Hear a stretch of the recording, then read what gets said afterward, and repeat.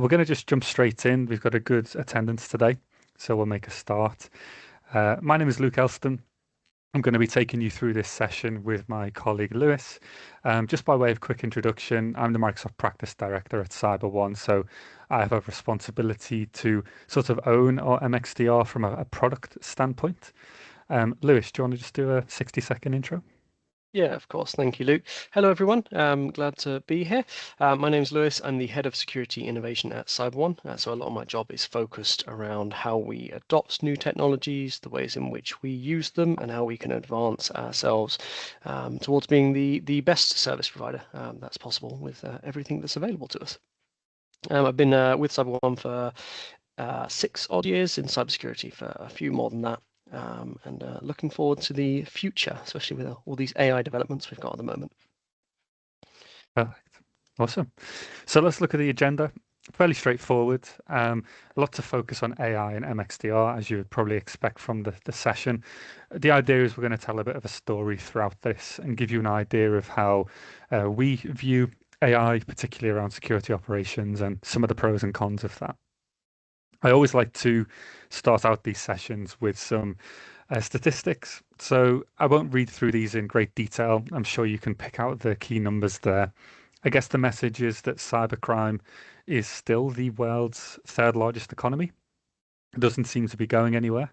That in itself is enough to say that there's a lot of incentive for bad actors out there to participate in cybercrime. Beyond that, we're seeing an uptick in threat complexity. Of course, a lot of that is driven by AI-assisted attacks. Again, we're seeing a massive increase there. Now, some good news is that sort of fourth box along, which is that there is a high adoption of AI across security operations teams. But elsewhere, unfortunately, the adoption of AI is not as sophisticated, it's not as well thought out. And that means that overall readiness is a lot lower, down at 60%. And that delta between the 97 and the 60 is quite dangerous because adoption of AI without considering the impact of it can be risky. And we'll learn a bit about that today. I thought it would be helpful to just define our terms. So we are talking largely about MXDR and how AI relates to that. So MXDR is Managed Extended Detection and Response. And really, it's a fully managed cybersecurity service that is all around running and maintaining 24/7 security operations with the end goal of ultimately to protect your organization from cybercrime.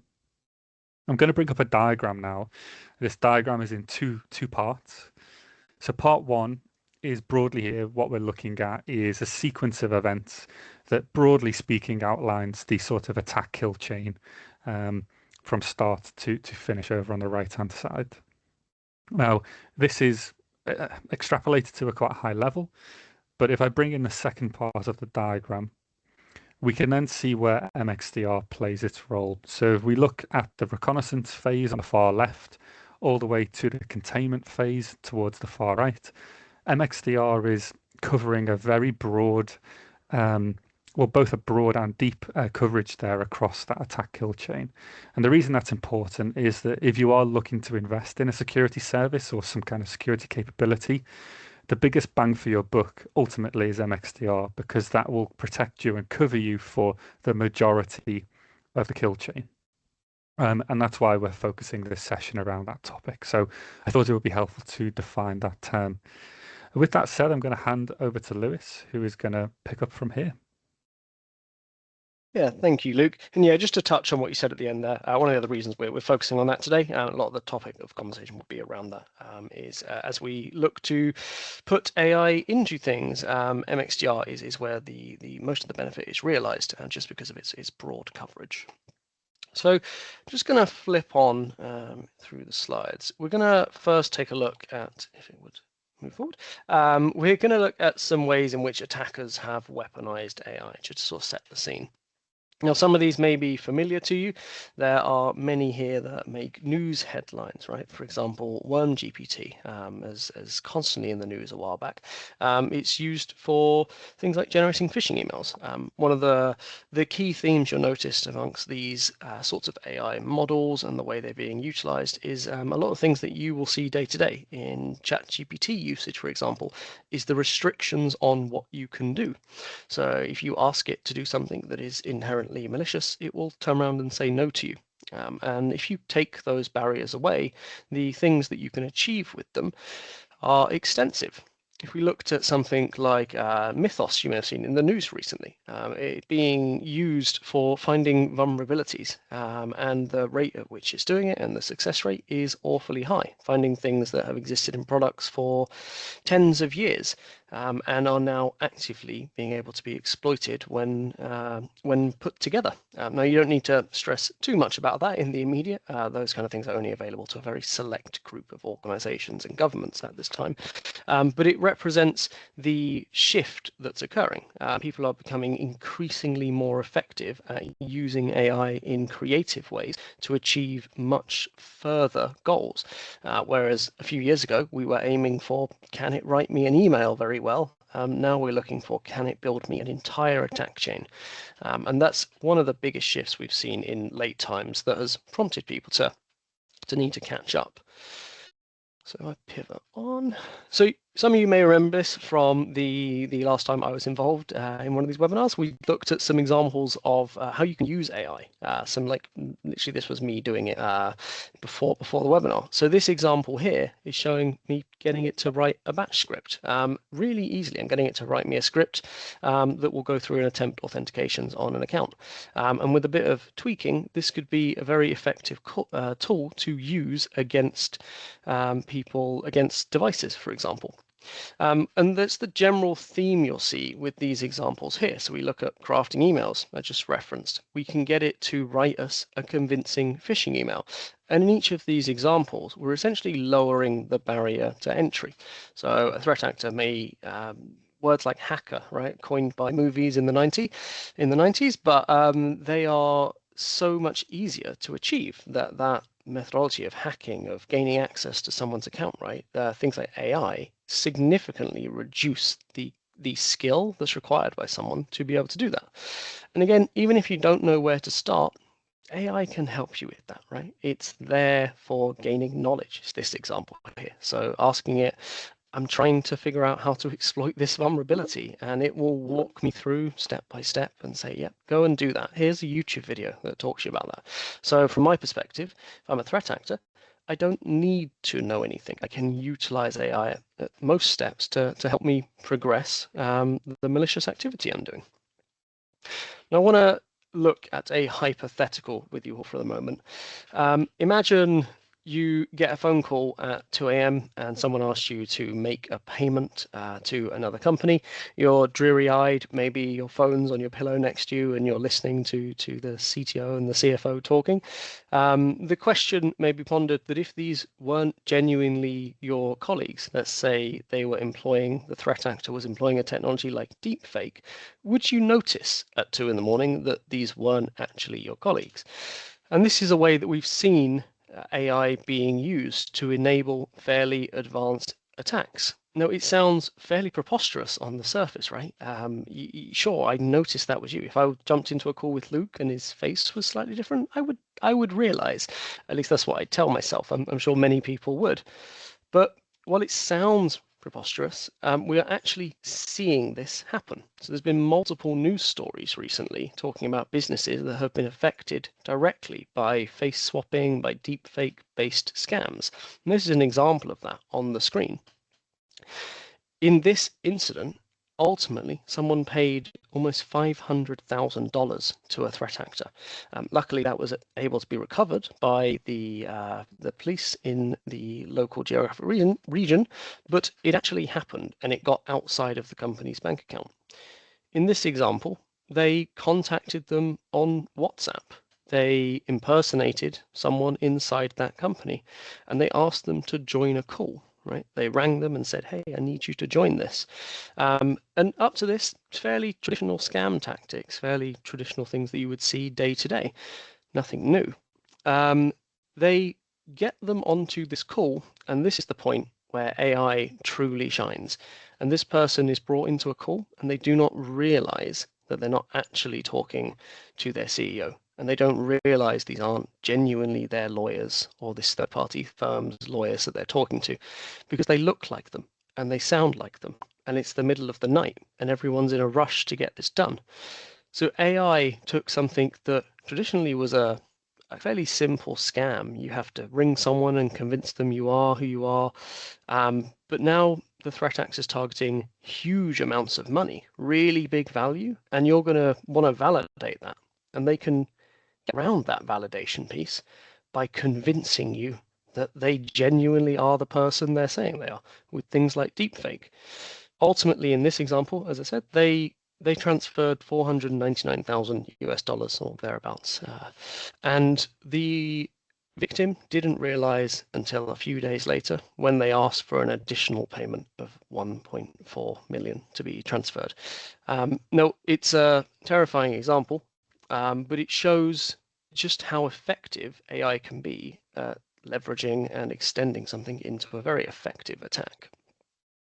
If we spin on to the next slide, kind of to bring these 2 points together, if we think a couple of years ago in those examples I just showed, people were using AI for writing scripts, writing emails, learning about things, right? Everyone can do that on their PC now with real ease. But if we think about the now, we're seeing all sorts of things AI is being used for. Some of those examples in that bubble on the right involve things like capture solving, deep faking faces. Maybe it's synthesizing evidence or mining intelligence from the internet, right? All of these things in some way can be enabled and made more effective by AI. And then we think of examples like Mythos and related technologies that are talking about piecing together TTPs, they're piecing together techniques so that vectors can be exploited start to finish, right? These things can ultimately be culminated and will eventually into full attack life cycles. I'm just going to bring up an example on the screen here. If we think about something like target discovery, maybe I convince an AI, I write a bot, and the AI goes off and looks at LinkedIn profiles. Now it's just looking for people that fit a particular description, people who maybe have finance in their job description, maybe people who have worked in one company for a very long time, maybe there's reasons to believe that they don't think they'll be security aware. We find our target and then we chuck it across to something else and we say, hello, Mr. Bot, your job is to go and find this person's Facebook profile. And maybe it takes their LinkedIn name and it goes and gets it and it reads through their posts and finds their dog's name and the year they graduated university, all these different bits of information. And then we combine that together into something like smart credential guessing. The statistics on AI-based smart credential guessing being successful versus traditional methods is proportionally different. There is a lot of success a lot quicker. So you don't need millions of attempts. You can say, okay, that person's password probably is their dog's name and their birthday, right? And that's a really common behavior that you still see these days. So we can guess their credentials, right? And now we're in their account. So now we can read through their emails and we can find that they're in communications about making payments. So we can synthesize an invoice. Maybe we go and look at the third party's website and we clone that. And we say, let's build a fake website, looks exactly the same, and it has a payment gateway on it. And once we've cloned that and we've got our synthesized invoice, as the user that we're now in, we send an email to that third party and we say, here's your new invoice. Please click on this link to pay it. And what we've done here is at every single step, we've utilized AI to find the targets, to mine the information about them, to guess their credentials, to clone the ultimate target in the end, synthesize evidence, and then we've used AI to write the email to request that payment. So the question is not if anymore, it's when. When will these things be brought together and fully automated start to finish so that you have robots on the internet running around trying to hack everyone 24/7 and being really good at it, because they can make their own plans and they can choose how they do things based on the context that they're within. Horrifying, right? I don't like to think about it. So if we look at some public data, Microsoft were posting some data a few weeks ago about how threats are consistently more complex now, threats and attacks. And we saw the same thing from KnowBe4 as well. And they posted talking about how 82% of phishing emails are created using AI. So we're already firmly on that path. If you can create an email using AI, and then you can go and read their emails and work out which ones are actually finance conversations, for example, using AI. How difficult is it to join those two pieces together? And in the rough diagram I've got on the right, it's a do until loop, right? Find a target, send them an email. Until someone responds, do that on loop. And a system can do that infinitely quicker than a individual, than an actual hacker, in quotes. So when we pull that together, what we're actually saying is that AI enables people to be better from a threat actor perspective. They can be more successful in their attacks, and they can attack more often. They can do greater variation of attack types. They can do 500 of them at exactly the same time because actually the system's doing it for them. They're just watching it. Human oversight, right? The system does everything else. So if we pull back for a moment, stop thinking about what threat actors are doing, and we think about what good use of AI looks like, this is where we exist, right? We're the blue team. We're the lawful good in this equation. What businesses often have to handle operationally is a challenge between you want to do more and you want to do it quicker, right? You will see this day to day in everything. It might be IT, might be finance, but businesses will always strive for achieving more and achieving that faster. Now, this is conflicting, but what AI allows you to do is focus where you want to do those things. So AI allows you to both extend and accelerate in the same direction at the same time. As someone from the Stanford Institute for Human-Centered AI said, it's a way to amplify us, not just replace us, right? And that is the most effective usage we are seeing of AI right now. From ourselves, from the market, from threat actors, it's not entirely replacing, it's amplifying portions of it to be really effective and consistent and fast. There we go. If we think about force multipliers, so we think about areas that you'd standardly see inside an incident, there is a lot of things that you could apply AI to. So detection on the left-hand side.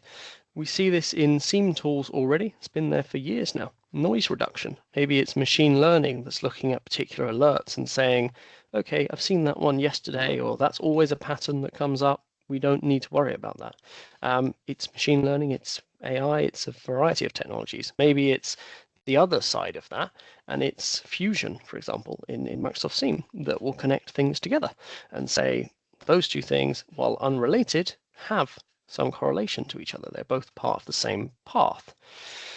If we looked at signals right now, SOCs will be looking for things that are high fidelity, have a high confidence rate of being something you need to react and respond to. And where AI can become involved, we can change that to low fidelity, and we can say, let's be verbose with those detections. Maybe your user moves IP address, and normally that would be disregarded. But if we can get a system to validate what else are they doing? Did they change IP address and then immediately download some files? Did they try and log in from a new device? All of these things together can make something that's a small signal, low fidelity signal, into something that's genuinely an incident. And AI can help assist with that detection. It can be layered on top, can be built at the foundation, but either way, AI can help bring these connections together. And in the same way, for cross-source signal correlation, maybe you have two entirely unrelated technologies that you'd never think were, combined together. Think of a simple example: firewall and SharePoint, something like that. Maybe someone is on one of your laptops and they are contacting your SharePoint site through your managed firewall that's in your office to exfiltrate data. Are they then seeing an uptick in traffic? At the same time, you see an uptick in unexpected file downloads. So you can piece that together, not just to give you, we have exfil going on, but to tell you that it's being exfilled by something that's inside your environment. So you can create additional connections by seeing more, connecting things that previously manual detection, static detection would have had to have done. If we think about things like triage, we're very much in the zone of enrichment. So can we give someone more information? Can we recommend things for them to do to respond?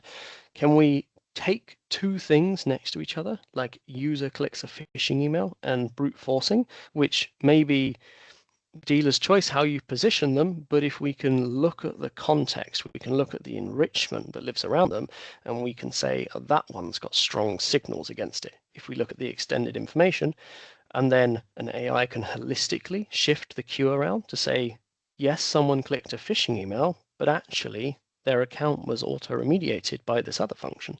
So I need to worry about the brute force that's going on instead. And AI can help shift where analysts focus so that day to day they get to the real problems much, much quicker. If we look at something like hunting, key stage of the life cycle, things like reconstructing timelines, building pictures of what's going on. I'm sure many of you will be familiar with stuff like Security Copilot. When you load it inside a seam in Sentinel, for example, it will try and tell you what's going on so that you've got a bigger picture than just what's happening in the incident. Maybe it's for collecting evidence. Maybe you ask your AI, hey, I need all the logs to do with that. And it finds one of the logs that says you've sent a malicious email to another user. And it says, okay, I'll go get that information too. So dynamically extends what it gathers, make sure it has everything you could possibly need. Natural query, we're all familiar with that. Ask someone what's happened. If you need to speak to your analyst team and say, hey, what's gone on? But as a IR lead, you can just instead ask ChatGPT, you can say, hey, what's up with this incident? And it can tell you. Maybe it can ask you, you can ask it about behaviors of a person. Either way, you can get to your answer quicker. Something that we're seeing introduced in some technologies we're using at the moment is active assistance. So something that will watch over what you do. It will look at the way the information you're gathering, anything else going on, so communications on tickets, things like that.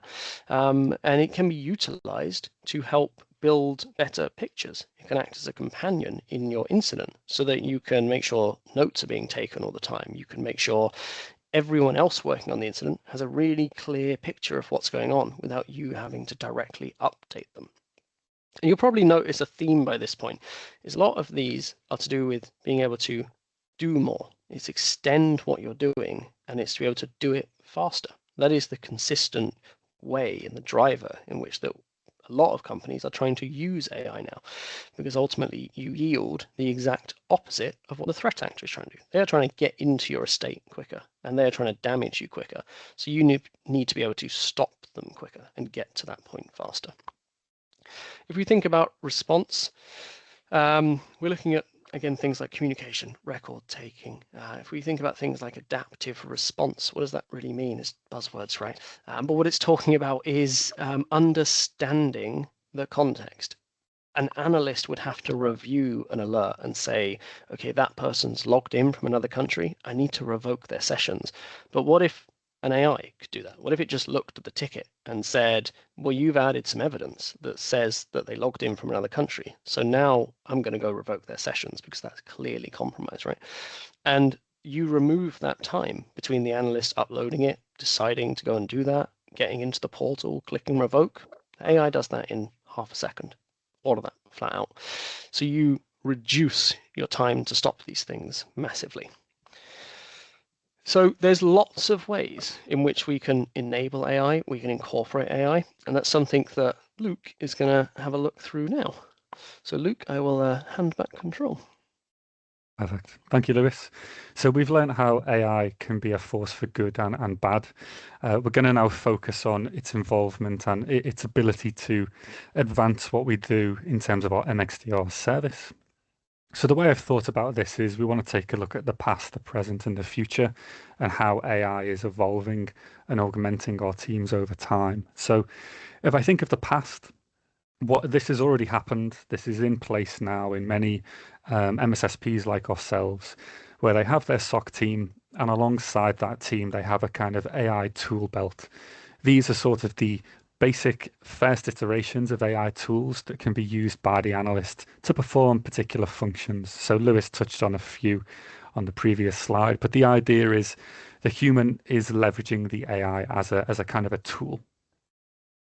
So that's already happened. This is in the past now. If your security operations do not have this level of involvement, then I would say you are lagging behind and you are at risk of an AI powered adversary being much quicker to attack you than you can respond to them. If we look at the present day, I've got two examples here. So we have a situation where we are developing AI agents, which are, rather than thinking of them as a simple tool like a hammer or a saw, they're a bit more complicated and nuanced than that. So these AI agents are effectively a digital member of the team. They perform a particular function that could be performing a particular type of investigation that that agent has been trained to do very, very well. And you start to build out a team of AI agents that sit alongside your human team. The next phase of evolution, and again, this is what we see in the present day, is where we have a human kind of sitting across the top of an AI team. They're almost like a team lead. They're managing and operating a number of AI digital analysts. And those analysts, those AI analysts have particular functions that they complete. And it's the human's job to orchestrate and oversee those and be that kind of senior member of the team operating the AI tools. Again, present day, this is stuff that is happening right now in security operations. If we then look to the future, we're then looking at a situation where we extrapolate even further. We take the human team to a higher level of the overall operational model. And now we have a large amount of AI agents, machine learning models, and various other things where the human is the orchestrator. They are defining the overall big picture operations, and the AI is running away and performing, again, those particular functions, but again, they're more advanced and more intelligent. A key theme that I want to stress here is that regardless of which stage of evolution you may be at, the human is the absolute key, okay? They are a key decision maker in all of these iterations. So, people in the industry are worried generally about, of course, losing jobs, about replacing humans with AI. Our view is that that is not practical when it comes to security operations. I'll explain why on the next slide. So when we think of our security operations teams, we have L1, that's sort of the more junior members of the team. And in this future state, this future model, that team is blended, but most of the team is actually made up of AI components or AI systems. And the idea is you have a small number of humans who oversee and validate the AI-led triage. Of course, triage is ultimately deciding whether something that's been detected is a true or false positive in simple terms. So the AI can do that very well. It's already today, presently, accurate at triaging incidents and alerts. We still have a human layer in there to oversee it, but we can largely run that quite autonomously.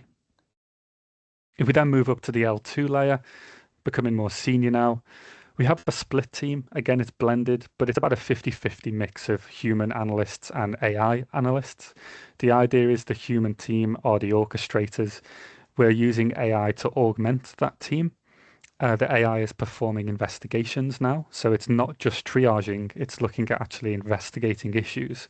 So it's thinking, it's applying intelligence and context to the things it's looking at. And again, the humans are there to oversee that and make sure that it's operating correctly. Of course, you will naturally have humans who are doing their own investigations as well. Again, it's not a replacement, it's augmentation. If we then look at the next layer, L3, this is your escalation point. So this is your most senior members of your team. And our view is that this, at least currently with present AI technology, should be a human-only team. And that's because if something is being escalated to a P1, for example, it tells us that it's likely a complex or novel attack. It's something that needs that human touch, both from an investigation standpoint, but also from the standpoint of engaging with the customer or the organization that you're trying to protect. So if you have an internal SOC or an external one, you need to have that human in place to engage with your stakeholders, to explain technically complicated cybersecurity in a way that is understandable for a broad audience. And AI cannot do that job. That is why the L3 is really the human layer. Now, in our model and the way that we operate presently, we also have a kind of L4 type role. And this is where our engineers sit. So our engineering team, these are the folks that actually build those agents. So I've mentioned various types of AI agents and models. Who builds them? Well, it's our engineering function. Their job is ultimately to innovate what we do. This is the part of our business that Lewis is the head of. And the idea is that they are thinking ahead. They're trying to be keep pace or outpace the attacker and think about what do we need to keep organizations safe? What could we augment our analyst team with to do a more efficient, better job at protecting them? So that L4 function is now almost developer adjacent. You know, they're actually producing new capabilities within our security operations. Again, this is a view from our perspective of how we see modern security operations playing out in the real world. So I've talked about it already, but I wanted to double down on this and explain in a bit more detail about how we specifically leverage AI. And to do that, I want to show you a picture of an aeroplane. I like my analogies, so just bear with me on this one. Trust is incredibly important. We've mentioned AI a lot. Some of you will trust it, some of you won't. It's critical to any kind of service, and ultimately, we are a services organization. We are here to provide security services. So sometimes when we say AI, people are worried about that, and I completely understand. The analogy here is that every day, millions of us board a plane. And we're largely fine with the fact that 99% of our journey is done autonomously. Okay, it's done with autopilot. And that's not a modern technology, right? That's existed for many years. And some people are afraid of flying, but in principle, most of us are fine with the fact that our aeroplane is flying automatically. I think part of the reason we're okay with it is we know there is 2 or 3 pilots in the cockpit who are there if they need to be there, and those are highly trained individuals. And that gives us reassurance, okay? And that's part of the analogy. If the airlines were to turn around and say, okay, going forwards, all of our flights are 100% autonomous. There's no pilots in the cockpit. Okay, we're going to remove the cockpit. We're going to add more seats in. We're going to charge you a lower fare, but it's a fully autonomous flight. No humans are piloting the plane at any point. I think probably most of us wouldn't want to get on that plane. And it's the same with security operations, right? So if I was to say, we're only going to use AI and there'll be no humans involved in protecting your business, I think all of us would say that doesn't sound right to me. And that's why I really want to highlight that everything we do is human-led, but AI augmented. And that is the key thing. So human-led security operations, the reason for that is humans can make contextual decisions that are more intelligent than AI, and they can have that nuanced understanding and also many years of experience actually resolving threats in the real world, which AI does not have at this point. We also make sure that the analysts are our decision makers. So yes, they are augmented with AI systems, but those AI systems are not decision makers. Okay, they are all about augmentation. They are about providing our human team with more information, increasing our efficiency, but the humans make the decisions because they are the people that know best. Again, augmentation, we're not replacing the people. We talked about L4, our engineering function. So we actually use our analysts to design, build, and train AI systems because who else will know better than the guys and girls who are actively protecting our customers day to day? They know what systems they need to make them more effective in their job. So we use those senior members of our team, those engineers, to build and design those systems. What this results in is that when you take that human expertise and you pair it with that AI augmentation, you actually have a kind of 1 + 1 = 10 effect, where developing a new AI augmentation is not just a linear improvement, it's an exponential improvement. And the difference in terms of efficiency, in terms of response times, detection times, containment times, all of those numbers are driven down, meaning we're able to respond to threats more quickly. It also means that we can use our human team to for continuous development. Okay, these are not. It's not like you go away and you produce an AI agent and it's finished. These things aren't ever really finished technology. They're continuously iterated on and improved over time. So we have allocated a certain amount of our human team to just that. They're part of our continuous innovation and the way we continue to develop and enhance our service. Proactive resilience. So we're hearing this terminology more and more in the industry generally, particularly the word resilience. Um, as Lewis has outlined very clearly, the bad guys use AI. It's very effective. We already understand that.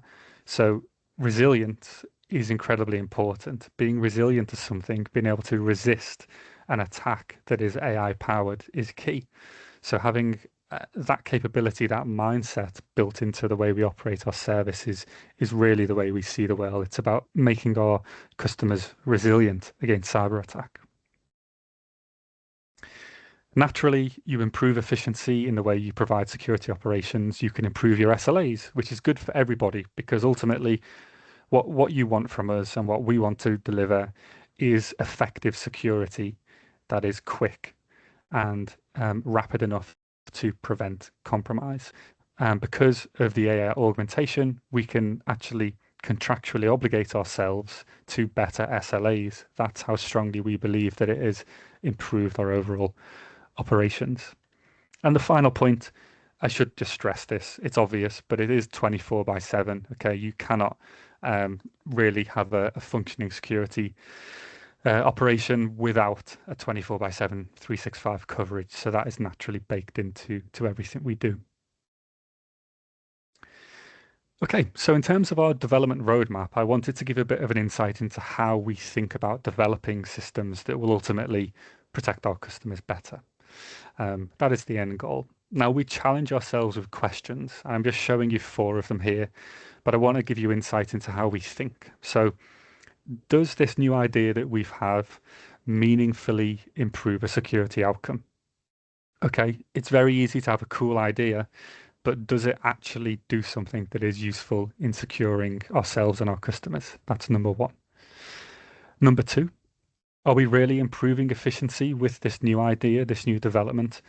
Or are we actually just shifting complexity elsewhere? Because if we're going to spend the time to develop an AI system, that needs to have measurable benefit. And if ultimately what we're doing is just doing something that sounds good, but we're just shifting complexity, it doesn't resolve the core problem. It doesn't improve operations. So again, that's number 2.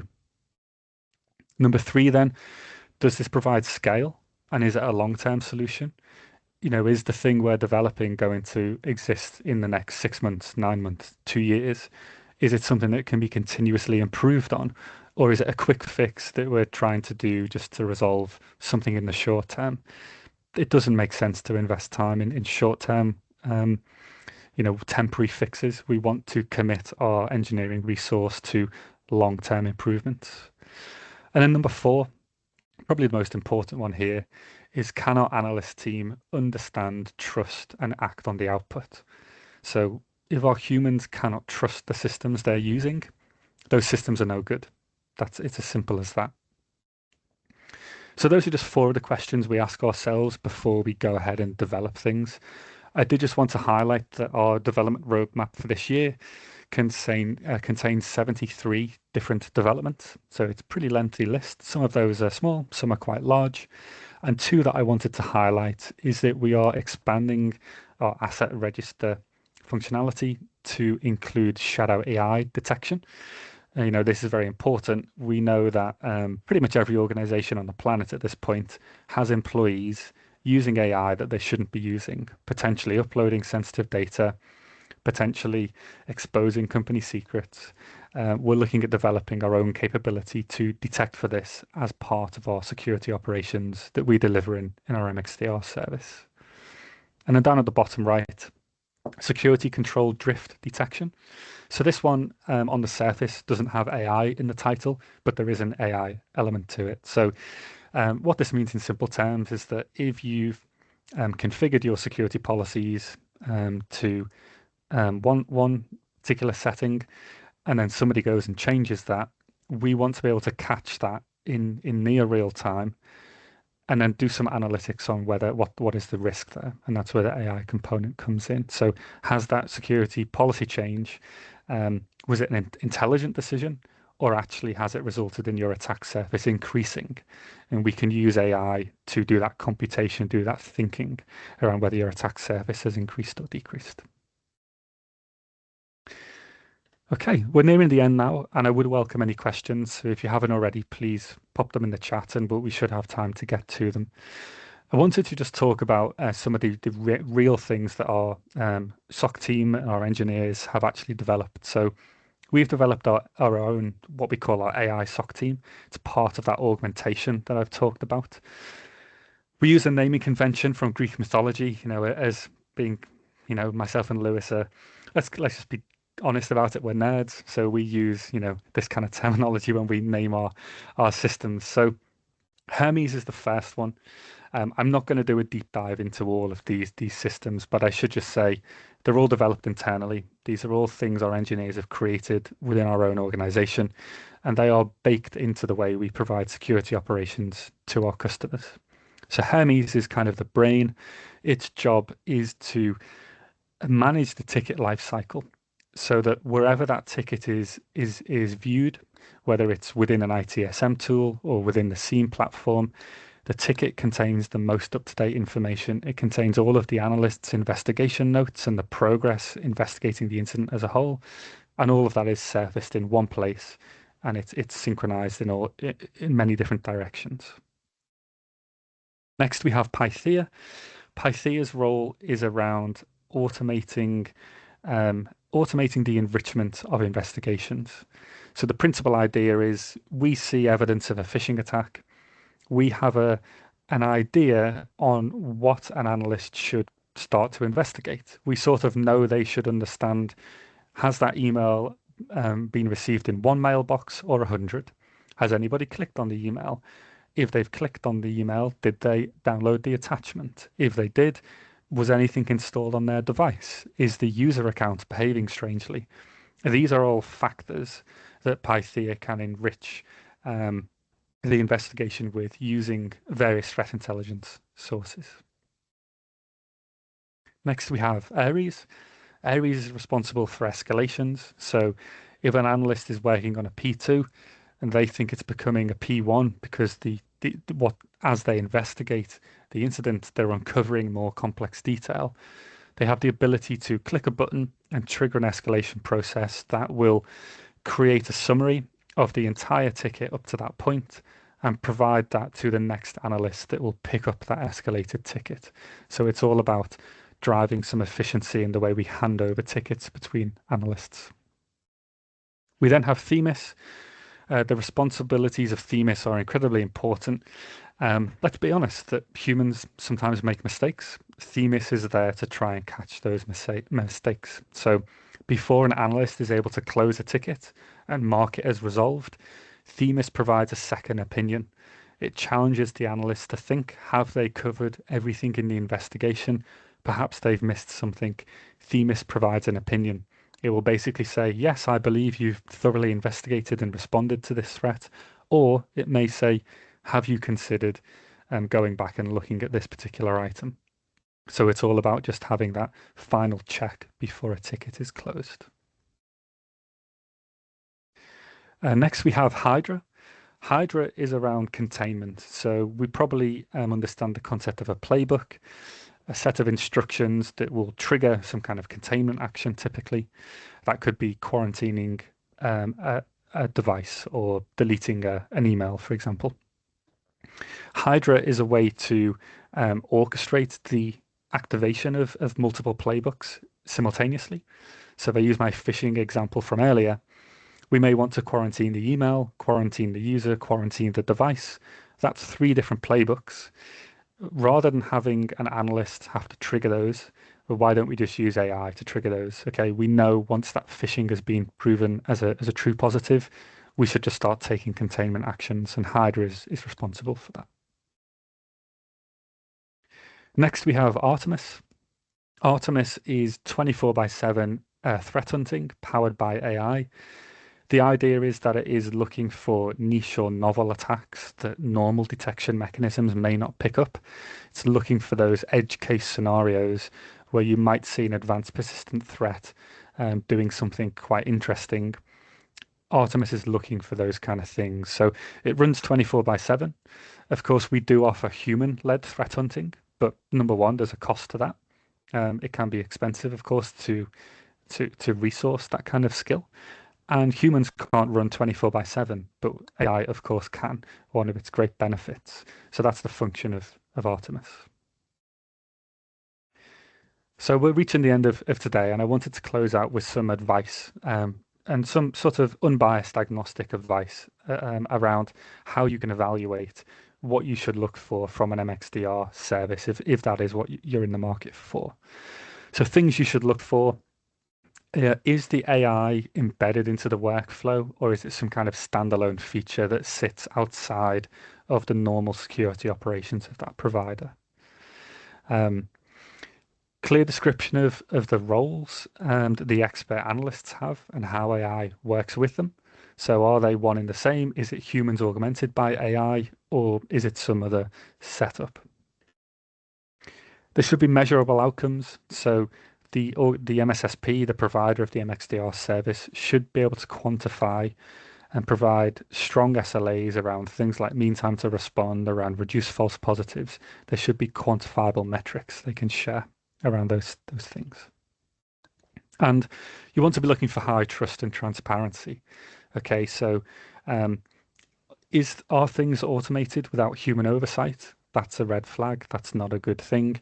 You want to be able to ask challenging questions to the service provider and for them to give you a comprehensive and honest answer, even if the honest answer is not the perfect answer.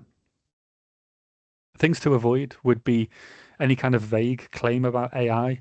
We've seen everything. AI powered toasters, AI powered pencils. I'm sure there's somebody out there marketing that.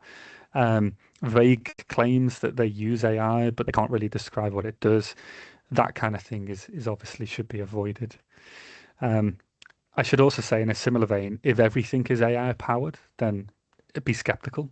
Naturally, if everything is apparently AI enhanced in some way, doesn't seem quite right to me. Claiming that they have some kind of fully autonomous SOC operation, I would very heavily question that. And I would also question, is it even something that you want? It might sound sexy on the surface. Yeah, we can fully automate protecting you. But practically, is that possible? What would happen if there's no human oversight and something was to go wrong? Sometimes we see people developing systems that sound great, they might function well, but is actually just introducing a kind of complexity that's really just described as innovation. So just having capabilities for the sake of capabilities is not worth it. They need to deliver value to the customer, to the organization. And then finally, black box decision making. So if somebody was to say, I've got an AI solution, it's really great, it solves world hunger, here's all these things it can do for you, I would want to understand how it works. Think inquisitively, ask challenging questions. And on the topic of challenging questions, I've got a few for you to take away to really probe and understand whether the AI and MXDR services out there are as good as they claim to be. So number one, where in the alert or incident lifecycle is AI being used? So what I described earlier, those Greek mythological figures we have, those are baked into our entire alert and incident lifecycle. They aren't separate, they are part of that lifecycle. So understanding that is important. Can they demonstrate a real incident where AI changed the outcome for the positive, of course? Is there evidence they can provide of how one of those AI systems actually measurably protected the customer better than it would have done with no AI? How do they measure the impact of AI? So what metrics, what stats can they produce to actually prove the AI is useful, it's doing something important? Number four, what if it gets it wrong? And it naturally will do. Okay, no system is perfect. So what happens if the AI goes wrong? Are there any balances in place? What's the outcome? what kind of visibility would you have into the AI itself? Can you see it actually taking an action as part of an investigation, as part of a response or playbook? In the case of CyberOne, yes, you can. You can see all of that plain as day in the ticket. Other providers do not give you that kind of visibility. So something to also question. Are decisions fully automated, or is there any human approval, human oversight critical as well? Number 7 is an interesting one. So if you were to say, I want you to remove all of the AI from your service, how can the service still function? Or is AI just meshed into it in such a great detail that the service is depending on AI? Number 8, an obvious one around data. Are you training your AI on any of my data? What happens to my telemetry, my logs, my information? Where's that going? Are you exposing that to some AI model somewhere? Very valid questions. In the case of CyberOne, the answer is no, we are not training our models on your data. Other providers cannot claim the same. Number 9, possibly the most important question. What have you chosen not to use AI for? And why? Okay, if they can't answer number 9, I don't think they have a clear understanding of where and why they would use AI. There are obvious places in which you should not use it, and they should have a coherent answer to that. And then finally, a question around cost. So what's the cost? Are you offering me all of this AI stuff for free? It sounds great, but how am I being billed for that? That's something you should understand. So feel free to take a screenshot of these. The webinar is recorded, so you'll be able to catch up on an on-demand session to view any of the content that you may have missed. Before we wrap up, I wanted to highlight a couple of quick things. So we are running some events in the not too distant future in June and July. In June, we are running our customer event. So if you are a current customer of CyberOne, or you are interested in understanding more about ourselves, perhaps understanding more detail about our MXDR capability, please come on down. If you're interested, just leave a comment in the chat, or put a thumbs up to any of the CyberOne team's messages, and they will get you registered. That's not a problem. So if you're a customer, June 24th, please consider attending. If you're also just interested in learning more about us, you are more than welcome to attend. On the right-hand side, same kind of deal, but for our partners. I can see some of you folks on the call today. If you're one of our partners, or you would like to be one of our partners going forward, again, we have an event for you on the 9th of July. So again, comment in the chat, respond to one of the CyberOne team. We can get you registered for either one of these events. It'd be great to see you all there. And then just to close it out, we do have some more upcoming webinars. We've got another one around AI generally. So not specific to MXDR, but looking at AI more broadly and how we're seeing that affect businesses on a broader scale. That's happening this month, 28th of May. And we also then have another webinar on the 25th of June, all around AI and data security. It's our view that AI and data security are one and the same. You can't really have one without the other. And if you're adopting particularly any LLMs or similar AI tools, then you really need to consider your data security. And that webinar will be very valuable in helping you understand how those things are just intertwined. So with all of that said, that's it for the slides. That's it from myself and Lewis.